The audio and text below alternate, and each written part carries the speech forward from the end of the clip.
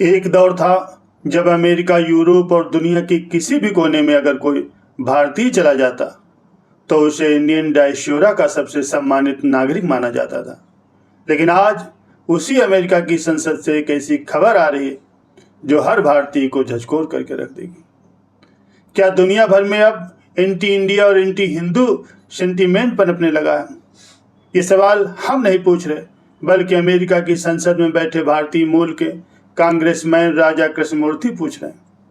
America में कुछ कट्टरपंथी नेता खुलेआम मांग कर रहे हैं कि राजा कृष्णमूर्ति को हथकड़ी पहना करके भारत डिपोर्ट कर देना चाहिए। आखिर ऐसा क्या हो गया कि जो भारतीय दुनिया की सबसे बड़ी आईटी कंपनियों और अस्पतालों को चला रहे हैं, आज उनके खिलाफ नफरत का माहौल बन रहा है? क्या इसके पीछे हमारी घरेलू राजनीति जिम्मेदार है या कुछ और? देखिए आज की हमारी खास रिपोर्ट में। नमस्कार दोस्तों, मैं हूं सत्य प्रकाश और आप देख रहे हैं इंडिया न्यूज सत्य। अमेरिका का सिलिकॉन वैली हो, नासा हो या फिर बड़े बड़े अस्पताल, भारत के लोग दुनिया भर में सबसे ज़्यादा और सबसे बेहतरीन काम करते हैं। साइंटिफिक जॉब्स से लेकर के मैनेजरियल जॉब्स तक भारतीयों का दबदबा है, क्योंकि भारतीय ज़्यादा एफिशिएंट माने जाते हैं। लेकिन यही कामयाबी अब कुछ लोगों की आंखों में खटकने लगी है। हाल ही में अमेरिकी कांग्रेसमैन राजा कृष्णमूर्ति का एक बयान वायरल हुआ। उन्होंने डंके की चोट पर कहा है कि अमेरिका में anti agreement, anti India, anti Hindu sentiment तेजी से पनप रहा है। हद तो तब हो गई जब फ्लोरिडा के एक इलेक्टेड मेंबर ने खुलेआम ये कह दिया कि राजा कृष्णमूर्ति को अमेरिका से डिपोर्ट कर देना चाहिए। राजा कृष्णमूर्ति ने करारा जवाब देते हुए कहा, अमेरिका में ऐसी नफरती सोच की कोई जगह नहीं है। लेकिन सवाल ये है कि जो भारतीय बेहतर भविष्य की तलाश में और उसी काम के ज़्यादा पैसे कमाने के लिए विदेशों में जाते हैं, उन्हें वहाँ इस नफरत का शिकार क्यों होना पड़ता है? जब एक अहम पद पर बैठा व्यक्ति ऐसी बात कह रहा हो तो क्या भारत सरकार को इसे गंभीरता से नहीं लेना चाहिए? यह नफरत अचानक हवा में फैली क्यों? इसके पीछे की जड़ें तलाशने पर कुछ ऐसे कड़वे सच सामने आए हैं जिन पर शायद हमारी सरकार बात भी करना नहीं चाहती। सोशल मीडिया और कूटनीतिक गलियारों में एक बहस छिड़ी हुई है कि क्या 2014 के बाद से भारत की जो राजनीति रही, जो अल्पसंख्यक विरोधी बयानबाजी देश में होती है, क्या उसका खामियाजा विदेशों में बसे भारतीयों को भुगतना पड़ रहा है?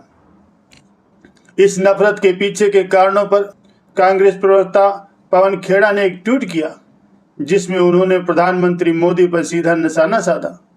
उन्होंने तंज कसते हुए कहा, फॉरएवर थैंक्स टू मोदी।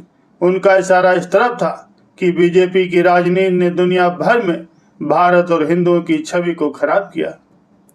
दुनिया भर के अखबारों में खबरें छप रही कि भारत में ह्यूमन राइट्स का उल्लंघन हो रहा है, अल्पसंख्यकों दलितों पर अत्याचार हो रहे हैं। हाल ही में जब प्रधानमंत्री मोदी नॉर्वे की यात्रा पर थे, तब वहां की एक पत्रकार ने भी उनसे भारत में ह्यूमन राइट्स को लेकर के कुछ चुभते सवाल पूछ लिए थे। एक ट्विटर यूजर ने तो यहाँ तक लिख दिया कि मैं 1999 से अमेरिका में हूँ। 2014 से पहले इंडियन डायस्पोरा सबसे सम्मानित था, लेकिन अब हमारी जगह पाकिस्तानियों ने ले ली है। 2014 के बाद से तस्वीर बिल्कुल बदल चुकी है। भारत की अपनी संस्कृति को पूरी दुनिया में गर्व के साथ सपोर्ट करता है। आज उसी संस्कृति और राष्ट्रीयता के आधार पर विदेश में भारतीयों के साथ भेदभाव हो रहा है। क्या यह भारत के लिए एक बड़ा चिंता का विषय नहीं होना चाहिए? भारत में जो सरकार सत्ता में है वो खुद को हिंदुओं की सरकार, हिंदू सेंटीमेंट्स को मानने वाली सरकार बताती है, लेकिन जब विदेशों में उसी हिंदू धर्म को मानने वालों के खिलाफ नफरत का माहौल बनता है तो हमारी कूटनीति खामोश क्यों हो जाती? विदेश मंत्री एस जयशंकर, जो अपनी हाजिर जवाबी के लिए जाने जाते हैं, वो इन मुद्दों पर सख्त रूप क्यों नहीं अपनाते? और अब तो सोने पर सुहागा ये है कि अमेरिका में डोनाल्ड ट्रंप की वापसी की आहट ने एंटी एग्रीमेंट माहौल को और बढ़ावा दे दिया है। आपको वो घटना याद होगी जब अमेरिका में 23 साल की एक भारतीय छात्रा को पुलिस की ओवर स्पीडिंग कार ने कुचल दिया था। अमेरिका की सरकार ने मुआवजा देकर पल्ला झाड़ लिया और उस पुलिस वाले का हंसते हुए वीडियो भी वायरल हुआ, लेकिन भारत की तरफ से कोई बहुत बड़ी और सख्त प्रतिक्रिया नहीं आई। अब अमेरिका में डोनाल्ड ट्रंप का उभार फिर से हो रहा है। हाल ही में ब्लूमबर्ग को दिए गए एक इंटरव्यू में ट्रंप ने पीएम मोदी की तारीफ की, कहा कि वो युद्धों से दूर रहते हैं, लेकिन ट्रंप ने व्यापार को लेकर की सीधी धमकी दी।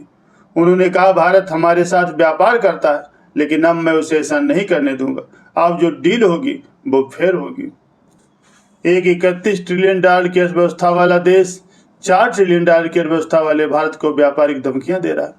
ट्रंप के आते ही अमेरिका में मैक्सिकन, कैनेडियन और एंटी इंडियन प्रोटेस्ट भी शुरू हो गए। अगर कोई बेहतर भविष्य के लिए आपके देश में आ रहा है तो क्या आप उसका अपमान करना, उसे हथकड़ियां पहनाना चाहते हैं? दोस्तों, सवाल सिर्फ राजा कृष्णमूर्ति का नहीं, सवाल उन लाखों भारतीय छात्रों और प्रोफेशनल्स का है जो खून पसीना बहा करके अमेरिका की अर्थव्यवस्था को मजबूत कर रहे हैं और बदले में उन्हें डिपोर्ट करने की धमकियां मिल रही हैं। जो सरकार भारत में राम मंदिर और हिंदुओं के नाम पर सत्ता में आई, क्या उसके लिए विदेशों में हिंदुओं के खिलाफ पनप रही ये नफरत कोई मुद्दा नहीं है? पीएम मोदी और विदेश मंत्री एस जयशंकर क्या अमेरिका की आंखों में आंखें डाल करके ये सवाल पूछेंगे, या फिर अर्थव्यवस्था, पेपर लीक और क्लाइमेट चेंज जैसे जरूरी मुद्दों की तरह इस अंतर्राष्ट्रीय बेइज्जती को भी इग्नोर कर दिया जाएगा? आप इस पूरी खबर पर क्या सोचते हैं? क्या भारत की छवि 2014 के बाद विदेशों में मजबूत हुए या और खराब हुए? कमेंट बॉक्स में अपनी राय जरूर दीजिए।